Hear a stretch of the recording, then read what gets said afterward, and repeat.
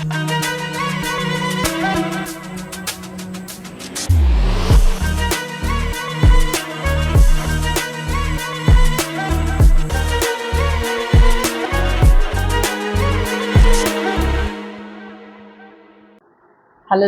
கர்த்தருடைய நாமம் பரிசுத்தப்படுவதாக. இந்த நாளிலும் இந்த செய்தியை கேட்டுக்கொண்டிருக்கிற ஒவ்வொருவரையும் ஆண்டவராக இயேசு கிறிஸ்துவின் நாமத்தினாலே வாழ்த்துகிறேன்.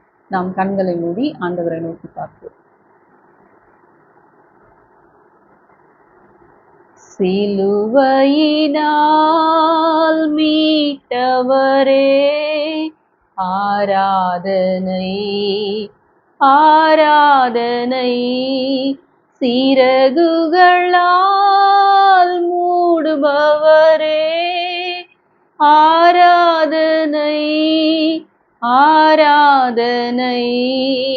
சிலுவையினால் மீட்டவரே, ஆராதனை ஆராதனை.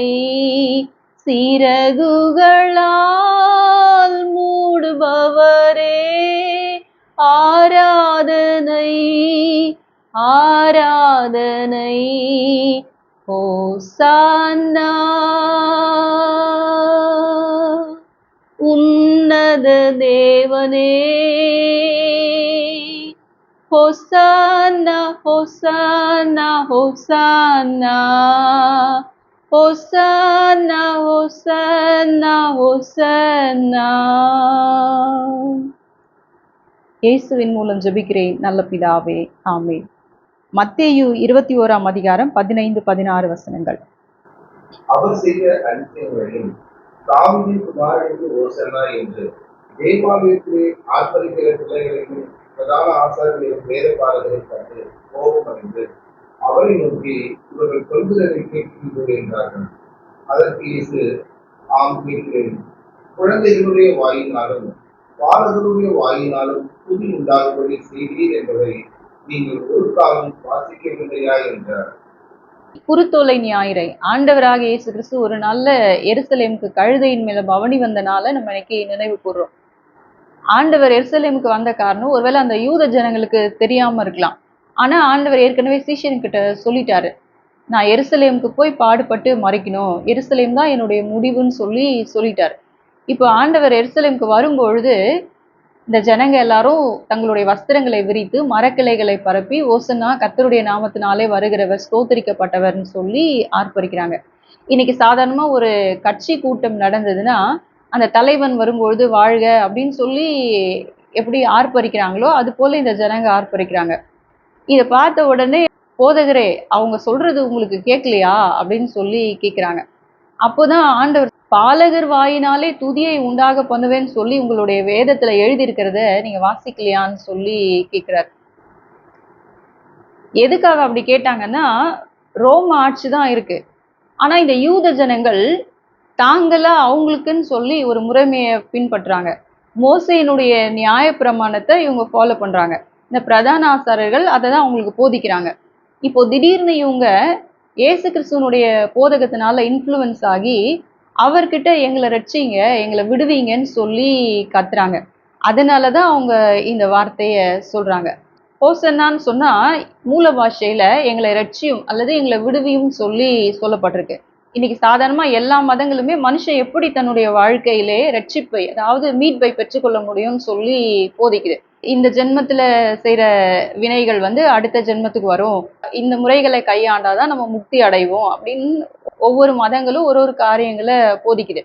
ஆனா நம்முடைய கிறிஸ்தவத்துல பார்க்கும் பொழுது ஆண்டவராக இயேசு கிறிஸ்து முடிவு பரியந்தம் நிலைத்திருப்பவனே ரட்சிக்கப்படுவான்னு சொல்லி சொல்றாரு. இப்போ நமக்கு ரட்சிப்பு நம்முடைய முடிவுல தான் நமக்கு கிடைக்கும்னு சொல்லி சொல்றாரு. முடிவுன்னு சொல்லும்பொழுது இந்த உலகம் முடிகிற வரைக்கும் யாரும் நம்ம உயிரோடு இருக்க போறது இல்லை. இப்போ ஒரு மனிதனுடைய வாழ்க்கை முடிவுக்கு வரும்பொழுது அல்லது நம்ம ஆண்டவராக இயேசு கிறிஸ்துவை வருகையிலே சந்திக்கும் பொழுது நம்ம ரட்சிக்கப்படுவோம்னு சொல்லி ஆண்டவர் சொல்றார்.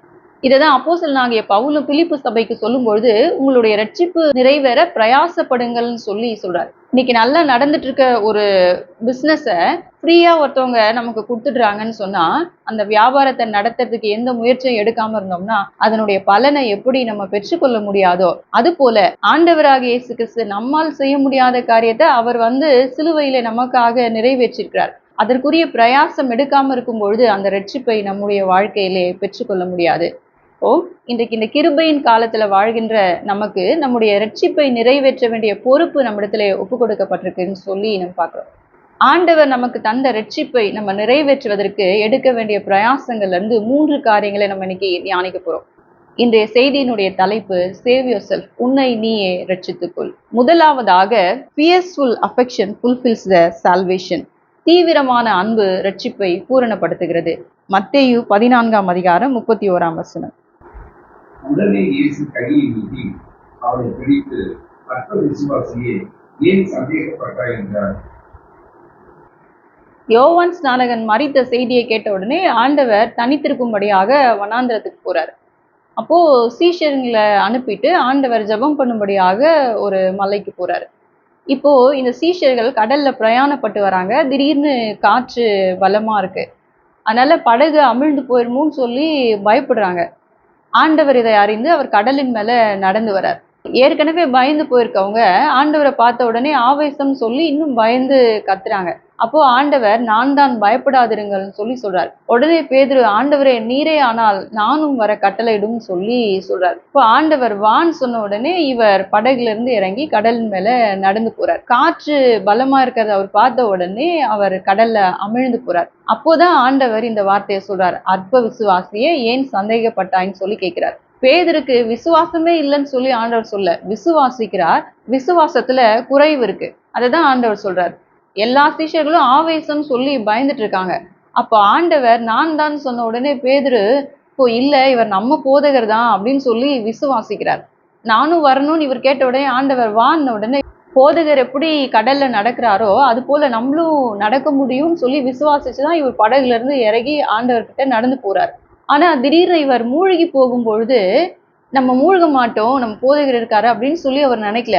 அதையே ஆண்டவர் அற்ப விசுவாசம் சொல்லி சொல்றார். அதே போல ஆண்டவர் ஒரு நாள்ல நான் எருசலேமுக்கு போய் பாடுபட்டு மறிக்கணும்னு சொல்லி சொல்றார். ஆனா இவர் அவரை தனியா கூட்டிட்டு போய், இல்ல அதெல்லாம் உங்களுக்கு நேரிடக்கூடாது அப்படின்னு சொல்லி கடிந்து கொண்டார்னு சொல்லி சொல்லப்பட்டிருக்கு. நீ தேவனுக்குரியவைகளை சிந்திக்காம மனுஷனுக்குரியவைகளை சிந்திக்கிறியேன்னு சொல்லி சொல்றார். ஆண்டவர் கெத்செமனே தோட்டத்துல கைது செய்யப்படுறார். அரசாங்கத்துல இருந்து போர் சேவகர்கள் வந்திருக்காங்க. ஆண்டவரை கைது செய்யறத பார்த்த உடனே எதை பத்தியும் யோசிக்காம அவருக்கு ஆண்டவர் மேல இருந்த அந்த அன்பு, பிரதான ஆசானுடைய வேலைக்காரனுடைய காதை இவர் வெட்டிடுறாரு. ஆனா அதுக்கப்புறம் அவர் ஆண்டவரை மறுதளிச்சிடுறாரு. இப்போ உயிர் தெழுந்த ஆண்டவர் அவருக்கு தரிசனம் ஆகுறார். எல்லா சீஷர்களும் கூடியிருக்காங்க. ஆனா ஆண்டவர் பேதுருக்கிட்ட கேட்கிறாரு, யோனாவின் குமாரன் ஆகிய சீமோனே, இவர்கள் எல்லாரிலும் நீ என்னிலே அன்பா இருக்கிறாயான்னு சொல்லி கேட்கிறாரு. 3 முறை திரும்ப திரும்ப கேட்ட உடனே, ஆண்டவரே எல்லாமே உங்களுக்கு தெரியும், நான் உங்களை நேசிக்கிறதும் உங்களுக்கு தெரியும்னு சொல்லி சொல்றார். பேதுருவை அழைக்கும் பொழுது நான் உன்னை மனுஷனை பிடிக்கிறவனாக மாற்றுவேன்னு சொல்லி சொல்றாரு. ஆனா அவர் அதை மறந்துட்டு ஒரு வேலைக்காரிக்கு பயந்து இப்படி ஆண்டவரை மறுதளிச்சிட்டாருன்றதுக்காக அவருடைய அழைப்பை திரும்ப திரும்ப சொல்றாரு. நீ என்ன நேசிக்கிறியா, என்னுடைய ஆடுகளை மேய். நீ என்ன நேசிக்கிறியா, நீ ஆட்டுக்குட்டிகளை மேய். இதுக்கு பிறகு அவர் ஆண்டவருக்காக வைராக்கியமாய் வாழ்கிற ஒரு மனுஷனாக மாறினார்னு சொல்லி பார்க்கிறோம். அவர் தலைகீழாக அறையப்பட்டு இரத்த சாட்சியாக மரிக்கிறார். இப்போ பேதுரு ஆண்டவர் மீது தனக்கு இருந்த அன்போடு கூட அவர் தனக்கு வைத்திருக்கிற அழைப்பை அவர் அறிந்து கொண்டு அர்ப்பணித்த பொழுது தன்னுடைய தனிப்பட்ட வாழ்க்கையிலே அவர் ரட்சிப்பை பெற்று கொண்டார். அநேகரை ரட்சிப்புக்குள்ளாக வழிநடத்துகிற ஒரு வாய்க்காலாக மாறினார் சொல்லி பார்க்கிறோம்.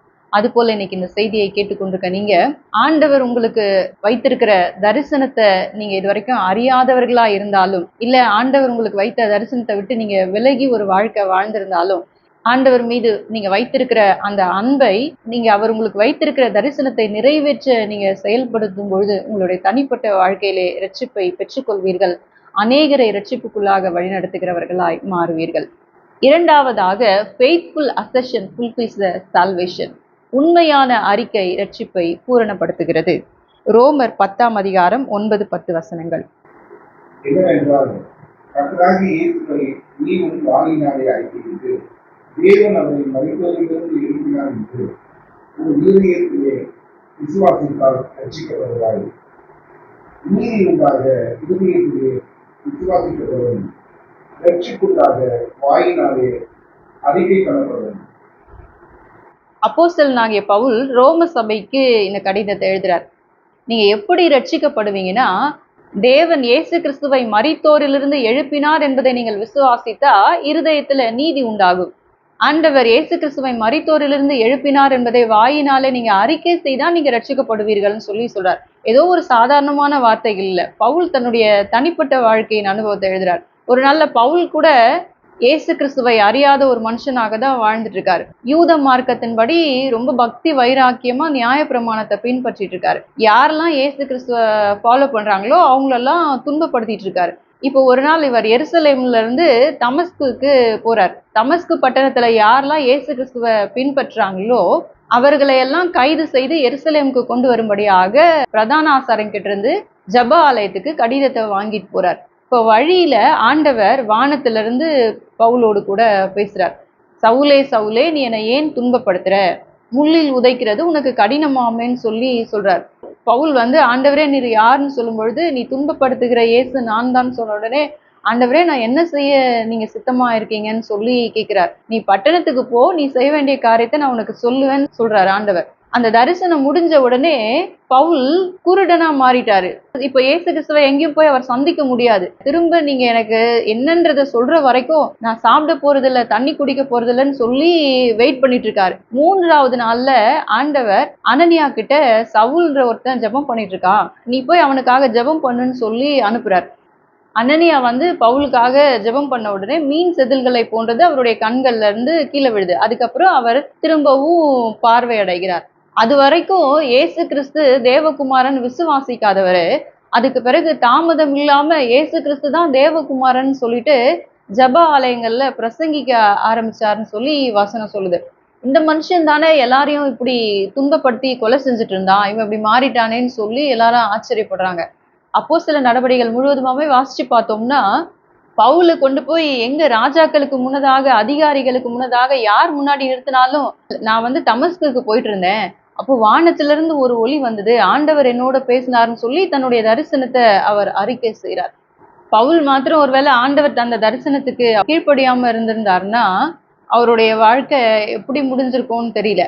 ஆனா ஆண்டவர் தனக்கு தந்த தரிசனத்தை அறிக்கை செய்கிற மனுஷனாக அவர் மாறினதுனால தன்னுடைய தனிப்பட்ட வாழ்க்கையிலே அவர் ரட்சிப்பை பெற்று கொண்டார். அநேகரை ரட்சிப்புக்குள்ள வழி நடத்துகிற வாய்க்காலாக மாறினார் சொல்லி பாக்குறோம். அது போல இன்னைக்கு இந்த செய்தியை கேட்டுக்கொண்டிருக்க நீங்க ஆண்டவர் தந்த தரிசனத்துக்கு இது வரைக்கும் நீங்க கீழ்ப்படியாம இருந்திருந்தா இன்னைக்கு ஆண்டவருடைய சமூகத்துல உங்களை ஒப்பு கொடுங்க.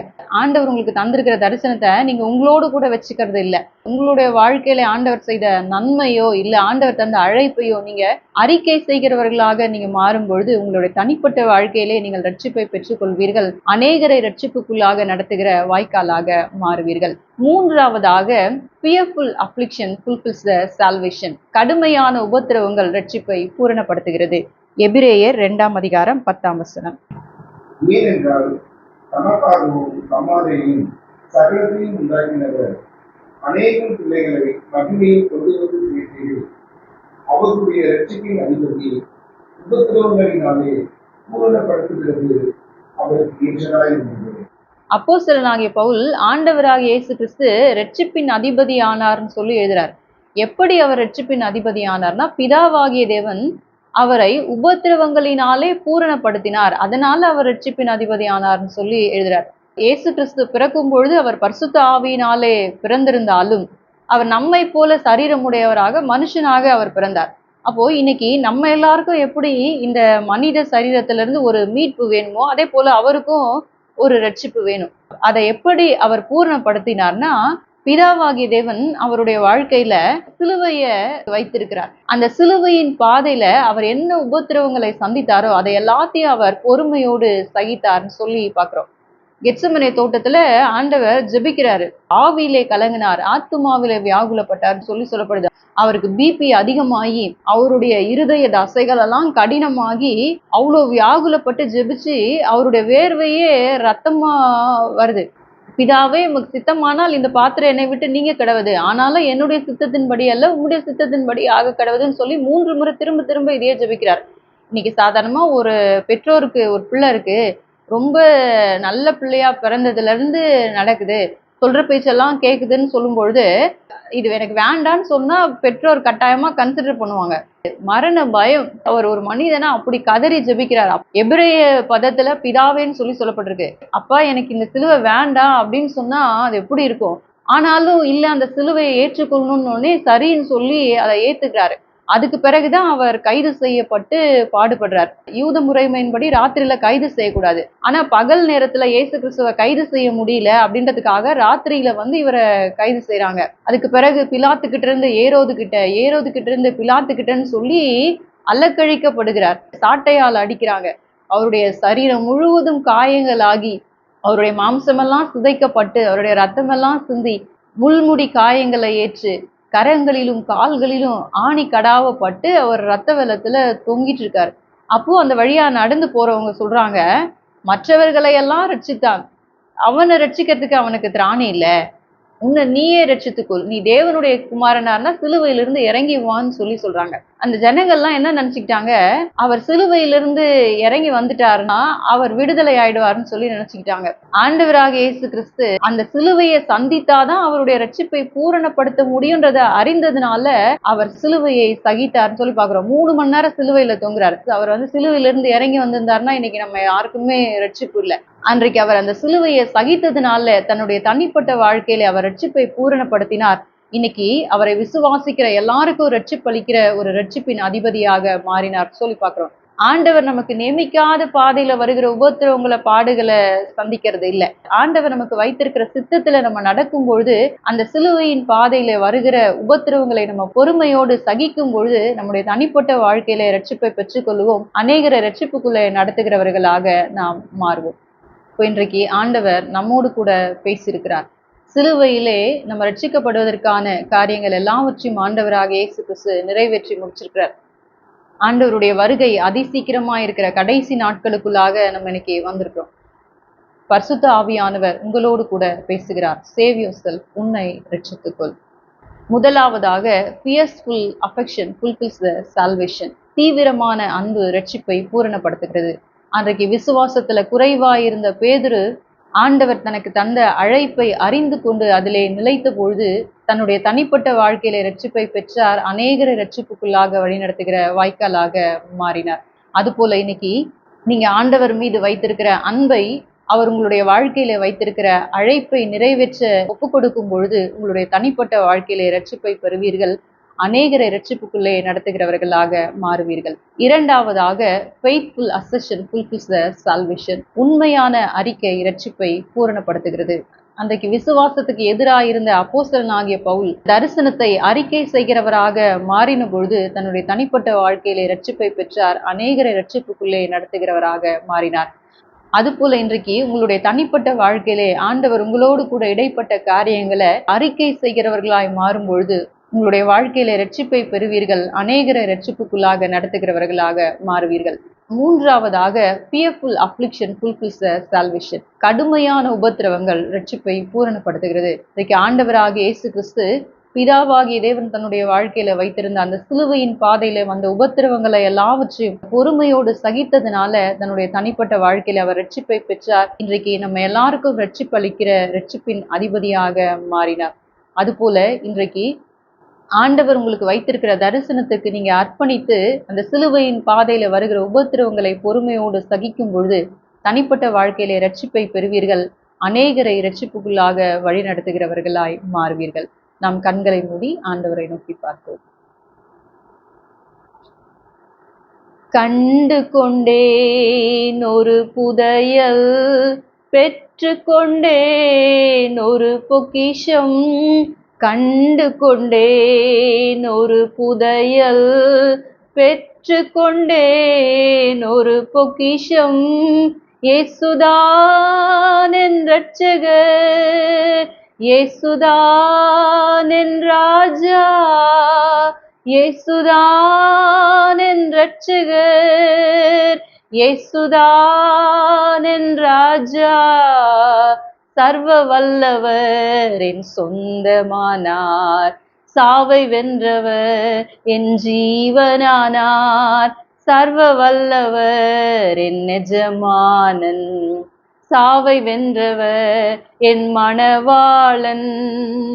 ஆஹாஹா, இது அதிசயம் தானே, ஓஹோ இது உண்மைதானே. ஆஹாஹா, இது அதிசயம் தானே, ஓஹோ இது உண்மைதானே. சர்வ வல்லவர் என் சொந்தமானார், சாவை வென்றவர் என் ஜீவனானார். சர்வ வல்லவர் என் எஜமானன், சாவை வென்றவர் என் மணவாளன். பரிசுத்த பிதாவே, உடைய திருக்குமாரனாக இயேசு கிறிஸ்துவின் நாமத்தினாலே மீண்டுமாய் உடைய சமூகத்துக்கு வருகிறோம். இம்மட்டுமாய் உடைய வார்த்தையின் மூலமாக நீர் எங்களோடு கூட பேசினதற்காக உமக்கு நன்றி செலுத்துகிறோம். இப்பொழுதும் இந்த செய்தியை கேட்டுக்கொண்டிருக்கிற ஒவ்வொருவரையும் உடைய கரத்திலே ஒப்புக் கொடுக்கிறேன். சிலுவையிலே நீர் எங்களுக்காக ஏற்படுத்தின ரட்சிப்பிலே நிலைத்திருந்து தன்னுடைய ரட்சிப்பை பூரணப்படுத்தும்படியாய் ஒவ்வொருவருக்கும் கிருபை செய்யுங்க. பேதுருவை போல விசுவாசத்துக்கு எதிரான காரியங்கள் எவைகள் இருந்தாலும் அவர்களிலிருந்து அகற்றி உம்மீது வைத்திருக்கிற அன்பை நீர் தந்திருக்கிற அழைப்பிலே நிலைத்திருக்கிறதிலே இந்த நாளிலே வெளிப்படுத்தும்படியாய் நீர் ஏற்படுத்தின ரட்சிப்பை பெற்றுக்கொள்ளும்படியாய் இந்த நாளில் நீங்க ஒவ்வொருவருக்கும் உதவி செய்யுங்க. அப்போஸ்தலனாகிய பவுலை போல நீர் அவர்களுடைய வாழ்க்கையிலே செய்த நன்மையை, தங்களுடைய விசுவாசத்தை மற்றவர்களுக்கு முன்னதாக அறிக்கை செய்கிறவர்களாக ஒவ்வொருவரையும் மாற்றி நீர் ஆயத்தம் பண்ணியிருக்கிற ரட்சிப்பை பெற்றுக்கொள்ளும்படியா இந்த நாளில் ஒவ்வொருவரையும் நீங்க வழி நடத்துங்க. ஆண்டவராகிய இயேசு கிறிஸ்துவை போல நீங்க ஒவ்வொருவருடைய வாழ்க்கையிலே வைத்திருக்கிற அந்த தரிசனத்தின் பாதையிலே வருகிற உபத்திரவங்களை பொறுமையோடு சகித்து தன்னுடைய தனிப்பட்ட வாழ்க்கையில ரட்சிப்பை பெற்றுக்கொள்ளும்படியாய் கிறிஸ்துவை போல அநேகரை ரட்சிப்புக்குள் நடத்துகிற வாய்க்காலாய் ஒவ்வொருவரையும் இந்த நாளிலே மாற்றுங்க. காத்துக்கொள்ளுங்க, பலப்படுத்துங்க, நிலைநிறுத்துங்க, வழி நடத்துங்க, ஆசீர்வதிங்க. இயேசுவின் மூலம் ஜெபிக்கிறேன் நல்ல பிதாவே, ஆமேன். God bless you and God be with you.